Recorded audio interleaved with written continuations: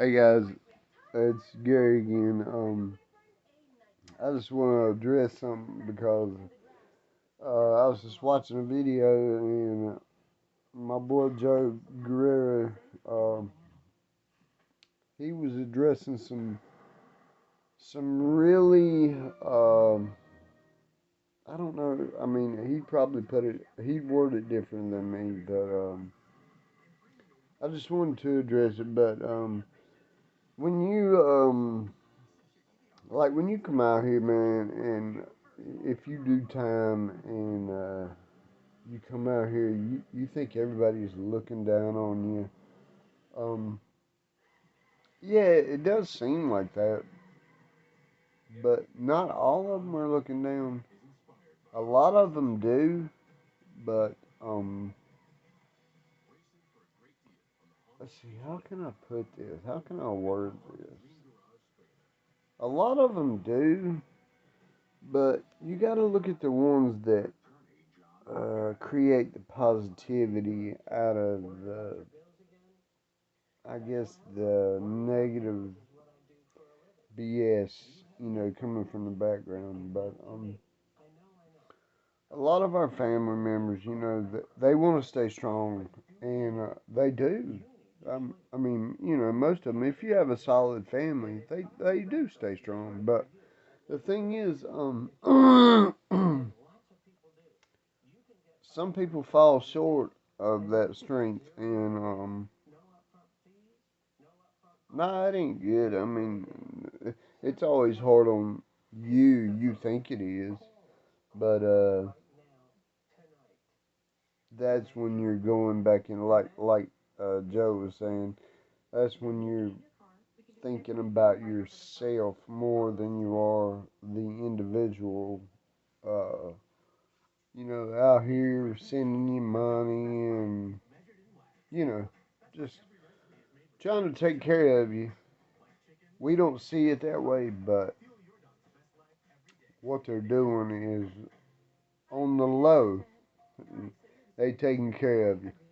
I mean, that's just bottom line. On the low, that's what they're doing, man. They're looking out for you. They sending you money. And yeah, if they don't put money on the phone for you to call and all this, I mean, damn. I mean, you can only expect so much.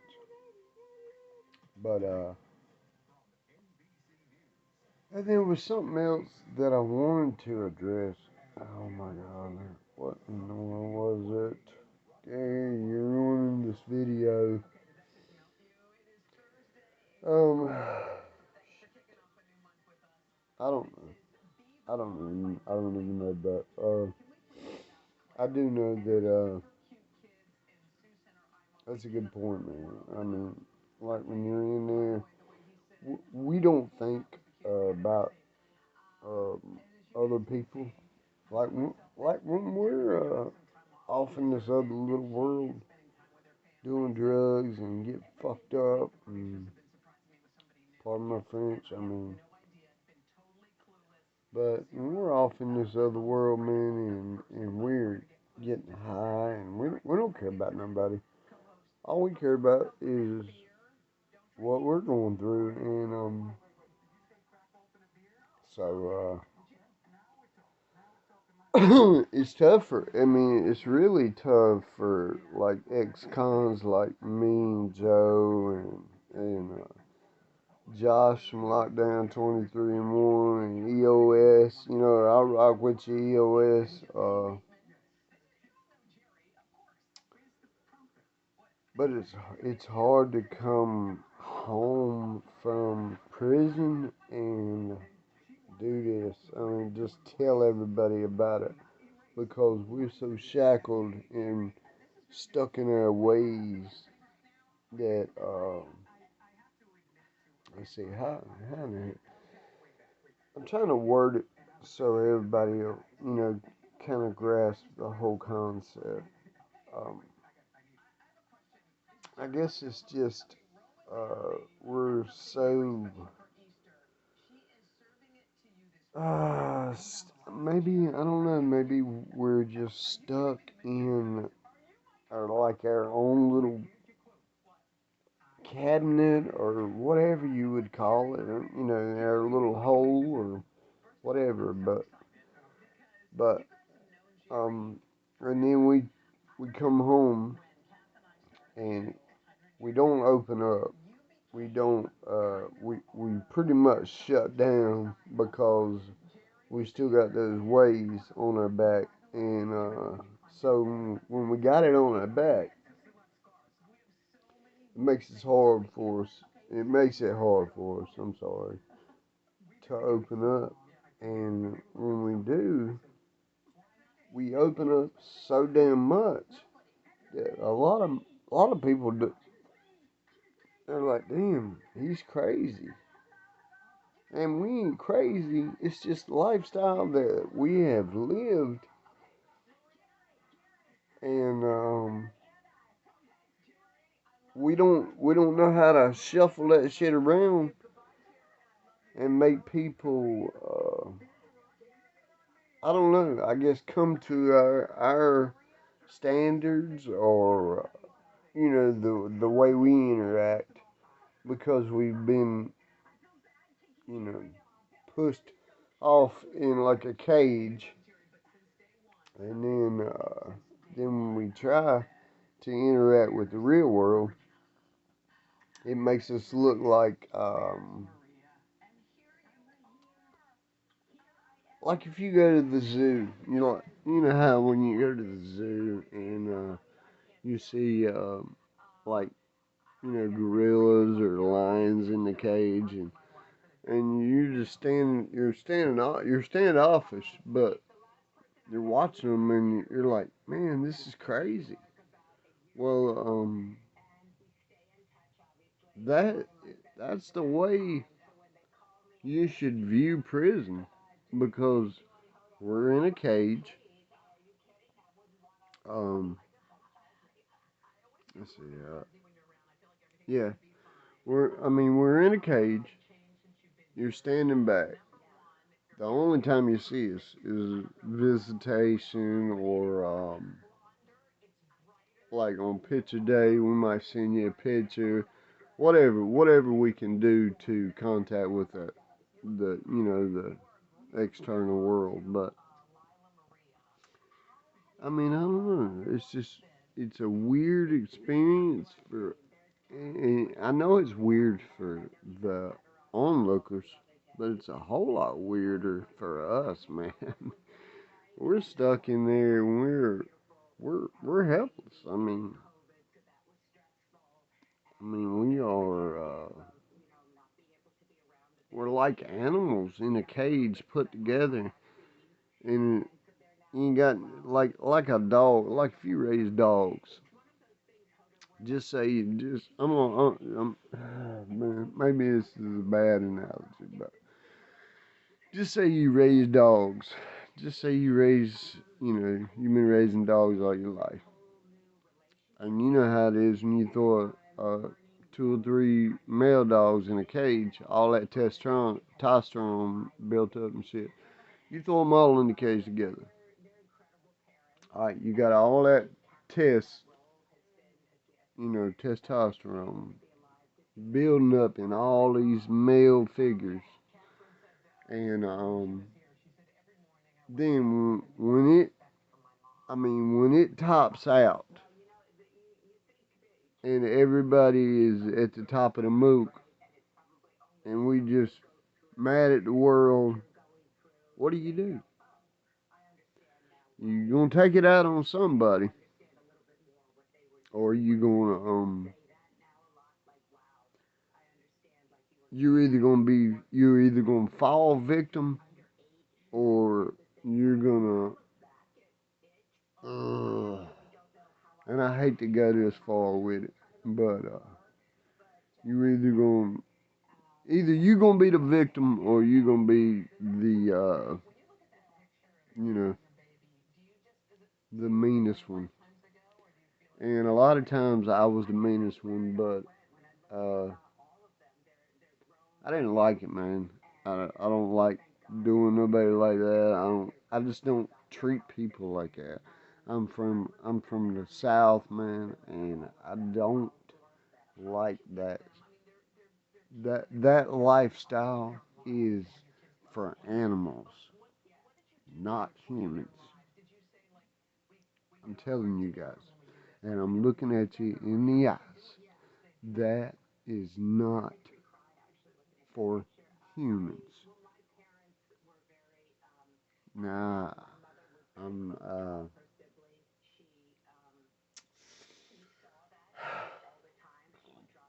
I just recently I come home. I got off drugs because I went back to drugs because I couldn't handle it in my head. So I felt like when I got out of prison, I was like, damn, boy, I just can't. This real world, it ain't for me, like in my head. So what I done is I got back on drugs, thinking it would help, but that shit didn't help. It just made things worse, and so now I'm going through the motions. I done got off drugs. Now I'm trying to quit drinking because I got off one crutch and I leaned towards the other. But what I'm doing is, and and it's a good thing because now beer don't even taste the same to me. It's just weird. But I got off one crutch. Now I'm leaning towards the other. So I'm I'm doing it a little bit at a time. But what I thought when I got out of prison, I was like, God, because this is not my first, second. This is my third go round, man. And the first time I done a year, second time I done like 28 months, 28, 30 months.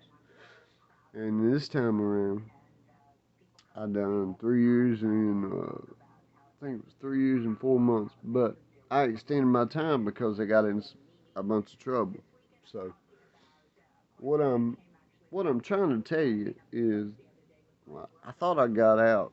I thought I was going to be just like, yeah, I'm going to go out here and have me a good time, just chill. I don't know. I don't know how I expected it to come about, but,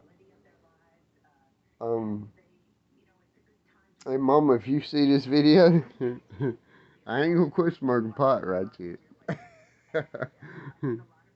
Nah, I don't know. I mean, it's legal in some states, but I'm just saying I'm going through the motions. I'm trying to quit drinking because my parents don't like to see it, and me and my mama and daddy, we got the best relationship now that we have ever had, and I respect them for it because they never lost, the love in their heart for me.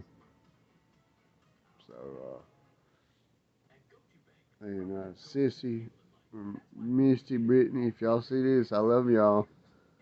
So, I mean, I don't know if this will help anybody. I want everybody to share it, I mean, if it'll help keep somebody out of prison uh, or out of trouble, whatever. I, I highly recommend you watch it because you don't want to do that. You don't want to go down that road I've been down. I'm gonna tell you, it is not fun. That shit is like seriously, it's the most stressful, especially when you're behind. Like I done some time in the hole, and I didn't have nothing, man. They wouldn't give me no Bible, they wouldn't give me nothing because uh, I went in there. I was kind of wicked the way I went in there, but they was, I mean, to be honest with you, they was like pissing me off. They was treating me like I had done a real bad crime, and all I went in there was for I got busted selling tobacco on the yard. So when they put me in there, well, I had gotten a fight. Let's see, what was it? Yeah, I don't know if it was a fight or what. Anyway, but they put me in there on some petty bullshit, and when they put me in there, they was asking me all these stupid. I'm sorry. They was asking me all these stupid ass questions. I'm like, well, motherfucker, I mean, if you already know why you put me in here, why the hell you asking me all these questions? So I was kind of like, maybe I shouldn't have been like that, but I was. I was. I was ruthless with it. I was a reckless game, man. I ain't gonna lie. I was bad with it. But when I did, uh, they put me back there, and they put me on. It wasn't even. In other words, they put me on the SEG. I couldn't even have canteen, so all I could buy was like cosmetics, deodorant, shit like that. So I was shooting deodorant under the under the or I was having one of the guards. I think I was having to pay him, but anyway, I was having him. He was having to shuffle because I was on the a lot of them was on admin seg, and I was on seg like uh where if you really mess up, they put you in seg. But if you're on admin seg, you can still get honey buns, soups and. So I think I had one of the guards, but I was having to pay him. I had him, and he'd shoot like some deodorant down a couple sales or something, and they trade me a few honey buns, or two or three soaps. It was fun. I mean, we always create activity in there, man. And if you ain't creating activity, then you one of the boredest mother in the world. But it's cool. I mean, like in a way, it was like the worst time of my life. But in a way, it wasn't. It was like the worst and best at the same time. I don't know. You know, I really don't know. I guess I could word it a little better if it wasn't so damn late. I'm tired, man. But anyway, I just want to make this video, and I want everybody out there to know that as a man myself, I'm doing better, and I want everybody out there to do good because it doesn't do. It just takes like a millisecond, and you fucked. You up the road. So I don't know what to. And I wish I could tell. I don't have kids myself, but I really don't. I don't have kids. I was with a girl, and she had two kids. I mean, I love them like my own. I was with them for almost 20 years, but um, as far as having my own, I don't have any. I got nieces, nephews, and I love them to death. I wouldn't, I'd kill for them, but um, I don't. I would not wish the shit that I've been through on my next. I mean, I wouldn't wish it on my worst of worst enemies because I don't know if they could. I don't know if they could mentally. I mean, they could probably physically do what I've done, And I'll be 40 in October, so just say 40 years. But I don't know if maybe I don't think they could do it physically or mentally, you know. So I try to keep a lot, you know. And, I just try to look out for the next generation. But it's cool. It's all good. This motherfucker takes a good picture, don't it? Or a good camera, or whatever. Anyway, boy, hey, shout out to them Green Bay fan, nigga. Yeah. Green Bay was they almost top of the moot this year, and we went last year, but we lost. But you know, hey, it is what it is. Win some, lose some. That's life. I love y'all, man. I appreciate anybody that watches. If you watch the video, please hit that thumbs up. Not this one. This one. And hit that subscription button. I love y'all. We'll get rich.